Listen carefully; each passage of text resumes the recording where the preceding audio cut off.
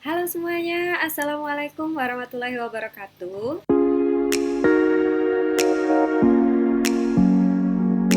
Saya Astri Ayu Purwati dan kali ini saya akan sharing pengalaman kepada Anda semuanya terkait dengan bagaimana sih cara merancang hibah PKM dan juga PKMS ya ataupun program kemitraan masyarakat dan juga program kemitraan masyarakat stimulus yang mana kita tahu bahwa ya Kemenristek BRIN ya melalui Simlitapmas itu sudah menyampaikan pengumuman terkait dengan pembukaan pendanaan program penelitian dan juga pengabdian kepada masyarakat. Nah, sebagaimana yang kita ketahui bahwa dari surat yang dikeluarkan oleh Kemenristek BRIN itu per 8 Oktober tahun 2020, di sini dinyatakan bahwa untuk pembukaan penerimaan hibah pendanaan Kemenristek BRIN ya itu akan dibuka pada tanggal 15 hingga tanggal 29 Oktober tahun 2020. Nah, sebagaimana kita ketahui nih ya, kita yang sering membuat ya proposal hibah ini biasanya kan setiap tahunnya itu sering ada perpanjangan dikarenakan sistem lah dan segala macamnya ya, tetapi di sini memang ditegaskan langsung oleh Kemenristek BRIN bahwa tidak akan ada perpanjangan setelah tanggal 29 Oktober. Jadi memang sangat singkat sekali, hanya sekitar 2 minggu saja Kemenristek BRIN membuka penerimaan hibah penelitian dan juga pengabdian kepada masyarakatnya. Nah, dan juga di sini ditegaskan kembali oleh Kemenristek BRIN bahwa skema baik itu penelitian dan juga pengabdian kepada masyarakatnya ini tidak banyak dibuka. Ya, diakibatkan apa? Diakibatkan banyaknya tanggungan juga ya dari Kemenristek BRIN untuk pendanaan tahun 2020 yang dialihkan ke tahun 2021 disebabkan ya pengalihan anggaran ke COVID-19. Nah, jadi kemungkinan memang tidak akan dibuka banyak, makanya di sini kita lihat khusus untuk skema pengabdian itu hanya pengabdian monotahun yang dibuka. Nah, jadi hanya program kemitraan masyarakat dan juga program kemitraan masyarakat stimulus. Oke, nah izinkan saya berbagi kepada Anda semua terkait dengan pengalaman saya ya, kebetulan rekam jejak saya di bidang pengabdian itu yakni pertama ya tahun 2018 itu saya memperoleh pendanaan untuk program kemitraan masyarakat ya, dan juga pada tahun 2020 untuk multi years 2020, 2001, 2022 itu saya memperoleh pendanaan PKM yang multi years ya, yakni program pengembangan produk unggulan daerah. Oke. Nah, jadi di part yang pertama ini saya akan menjelaskan terlebih dahulu terkait dengan persyaratan-persyaratan yang dibutuhkan untuk PKM dan juga PKMS sesuai dengan buku panduan yang terbaru ya, yakni buku panduan edisi 13. Oke, nah banyak muncul pertanyaan ya, yakni kenapa sih hibah PKM dan juga PKMS itu susah lolos dan segala macam. Nah, sebenarnya itu setiap tahunnya ketika kita mengikuti kegiatan ya dari para reviewer hibah PKM dan juga PKMS serta PKM multi years ya selalu dikatakan bahwa memang ya untuk pendanaan ataupun anggaran dari hibah PKM ini lebih kecil dibandingkan dengan penelitian. Sedangkan yang masuk itu banyak, apalagi bersaing di PKM dan juga PKMS ya. Tentu memang persaingannya sengit dan juga dibutuhkan proposal yang memang betul-betul bagus ya agar dapat diterima. Oke ya. Nah, sekarang kita langsung saja lihat bagaimana kriteria-kriteria bagi PKM dan juga PKMS yang telah dijelaskan di dalam buku panduan edisi 13. Yang mana buku panduan edisi 13 ini adalah buku hasil revisi dari edisi tahun sebelumnya, yakni buku panduan edisi 12. Dan untuk PKM ini sasaran program masih sama ya. Kalau kita lihat dari sini, itu untuk sasaran programnya masih sama sih sama tahun lalu, yakni PKM dan PKMS itu sasaran programnya yakni terdiri dari 3 sebenarnya. Yakni yang pertama adalah masyarakat yang produktif secara ekonomi. Yang kedua adalah calon wirausahawan, ya artinya masyarakat yang masih dalam menuju produktif ekonomi. Nah, yang ketiga adalah masyarakat yang memang non produktif secara ekonomi. Nah, untuk itu di sini saya langsung bagikan karena kriteria sasaran dari masyarakat produktif ekonomi ekonomi ataupun yang masih calon wirausahawan itu sama. Sedangkan masyarakat produktif non produktif secara ekonomi itu sendiri. Makanya saya pisahkan tabelnya di sini menjadi dua. Nah, untuk masyarakat yang produktif secara ekonomi ataupun calon wirausahawan itu yang mana kita ketahui kalau produktif ekonomi tentunya kelompok-kelompok penggrajin, ya, kelompok nelayan, kelompok tani, di sini juga ada kelompok ternak ya yang mana mereka memang menghasilkan keuntungan. Sedangkan yang calon wirausahawan ataupun yang sudah pun produktif secara ekonomi, ini contohnya adalah industri rumah tangga. Jadi industri rumah tangga itu boleh, tetapi dengan catatan IRT-nya di sini sudah memiliki 4 orang karyawan.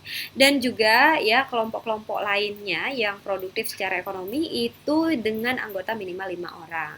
Nah, itu untuk sasaran program yang produktif secara ekonomi.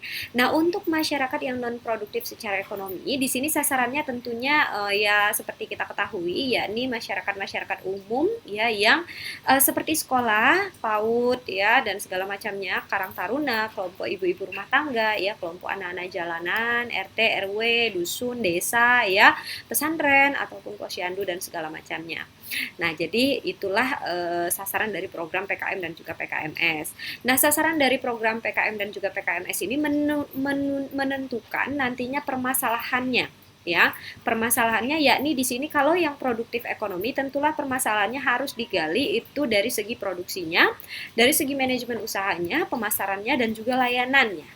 Ya. Dan yang non produktif ekonomi tentunya bukan dari produksi, manajemen usaha dan lain-lainnya, melainkan dari segi peningkatan pelayanannya, peningkatan ketentraman masyarakatnya, perbaikan ataupun membantu memfasilitasi untuk fasilitas layanan dan juga lain. Nah, jadi ini adalah sasaran dari program PKM dan juga PKMS. Sama ya, PKM juga ini, PKMS juga sama. Nah, selanjutnya ya dari buku panduan yang baru ini kita juga diberitahu kriteria dari PKM dan juga PKMS. Yakni untuk PKM ya dan juga PKMS kesamaannya di sini adalah sama-sama diprioritaskan yang berdasarkan atas hasil dari penelitian ya tim pengusul. Jadi jika Anda pernah membuat penelitian ya dan implementasi dari hasil penelitian Anda implementasikan ya di program kemitraan masyarakat ini, baik yang stimulus maupun yang PKM biasa. Nah, itu diprioritaskan dalam hal ini.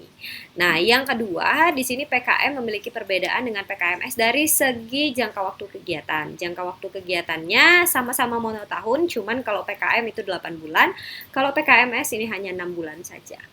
Ya. Nah, yang selanjutnya lagi yang ketiga, dananya juga berbeda. Untuk PKM itu dananya 50 juta rupiah maksimumnya.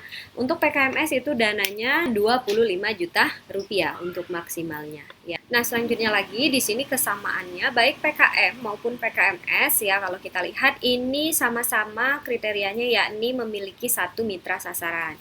Jadi misalkan kelompok tani berarti satu kelompok tani itu yang menjadi mitra sasarannya. Jadi hanya cukup satu saja PKM maupun PKMS sama ya. Nah, yang selanjutnya lagi kesamaannya yakni sama-sama melibatkan 2 orang mahasiswa untuk kriterianya. Jadi Anda perlu membawa 2 orang mahasiswa dalam kegiatan PKM maupun PKMS. Nah, ya, di sini perbedaan ya juga ditampilkan dari segi bidang masalah yang ditangani. Kalau PKM itu bidang masalah yang ditangani adalah minimal 2 bidang masalah yang ditangani ya. Artinya 2 bidang masalah ini juga nantinya akan menentukan 2 keilmuan ya yang akan memecahkan masalah yang terjadi di dalam mitra. Nah, yang selanjutnya lagi kalau untuk PKMS itu cukup satu bidang masalah saja yang minimal harus diselesaikan. Nah, yang selanjutnya lagi karena tadi 2 bidang masalah untuk PKM, maka di sini diperlukan kepakaran yang berbeda antara tim pengusul ya, baik ketua maupun anggota. Jadi misalkan yang satu bidangnya manajemen, yang satu bidangnya teknologi ya, jika 2 masalah yang berbeda. Nah, yang satu lagi ya untuk PKMS ini cukup satu kepakaran saja, cukup satu kepakaran karena hanya satu bidang masalah, tetapi jika memiliki lebih dari satu kepakaran juga tidak masalah untuk PKMS ya. Nah, untuk jarak dari perguruan tinggi, kalau untuk PKM ini bisa sampai 200 km maksimalnya. Kalau untuk PKMS ya ini maksimalnya hanya 100 km. meter. Nah, ini untuk kriteria PKM dan juga PKMS yang dipersyaratkan di dalam buku panduan edisi 13.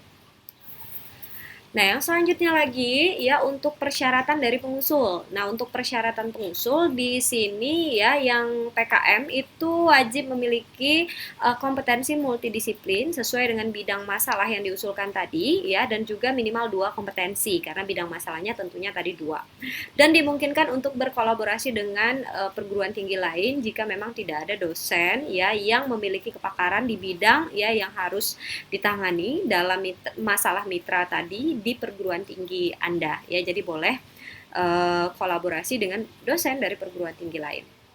Nah, kalau untuk PKMS, di sini juga tim pengusul memiliki kompetensi multidisiplin. Jadi multidisiplin itu lebih bagus ya sesuai dengan bidang yang diusulkan tadi ya minimal 2 kompetensi. Nah, sebenarnya meskipun dia satu bidang, di sini juga tetap dipersyaratkan 2 kompetensi ya agar ada kolaborasi. Tetapi ya tidak harus dari perguruan tinggi yang lain. Nah, yang selanjutnya lagi, yang kedua syaratnya adalah kalau PKM ini boleh melaksanakan PKM sebagai ketua itu sebanyak 3 kali. Tetapi kalau PKMS sebagai ketua itu hanya 2 kali.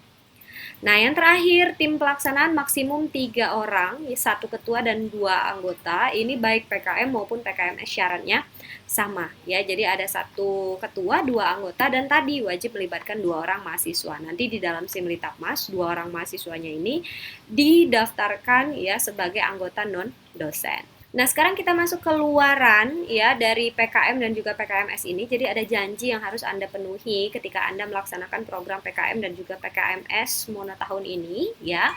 Yakni yang pertama adalah dari segi publikasi. Jadi di sini Anda wajib mempublikasi ya program kegiatan Anda itu ke dalam satu artikel ilmiah yang ber-ISSN. Jadi artinya artikel ilmiah jurnalnya ini ber-ISSN saja boleh ya, ataupun proceeding yang ber-ISBN dari seminar nasional.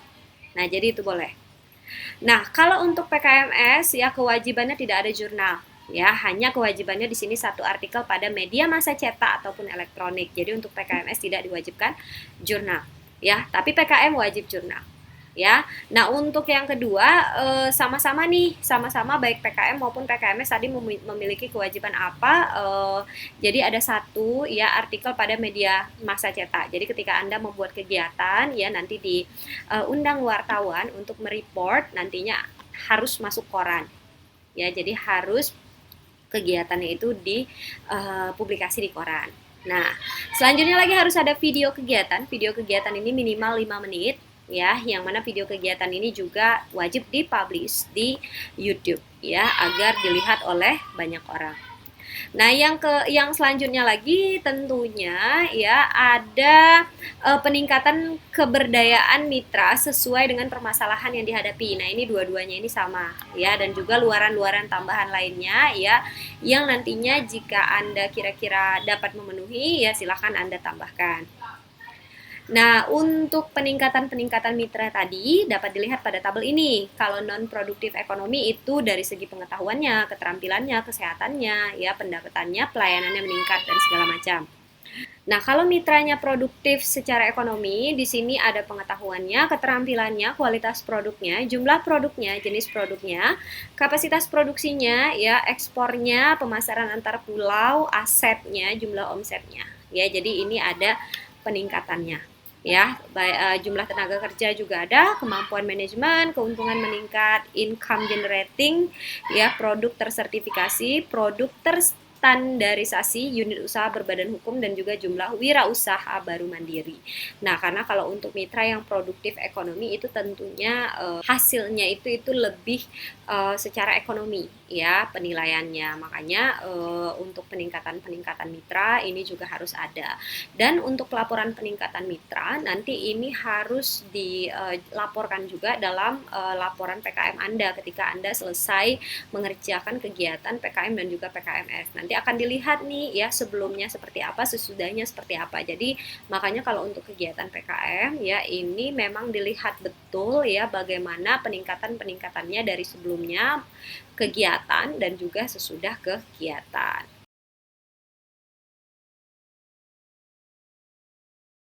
Nah, jadi kalau untuk syarat-syarat PKM dan juga PKMS sesuai dengan buku panduan edisi 13 itu seperti ini ya. Jadi silahkan ya kira-kira Anda yang berminat untuk mengikuti program PKM dan juga PKMS untuk mempersiapkan proposalnya. Nah, untuk proposalnya kita ketemu di part 2.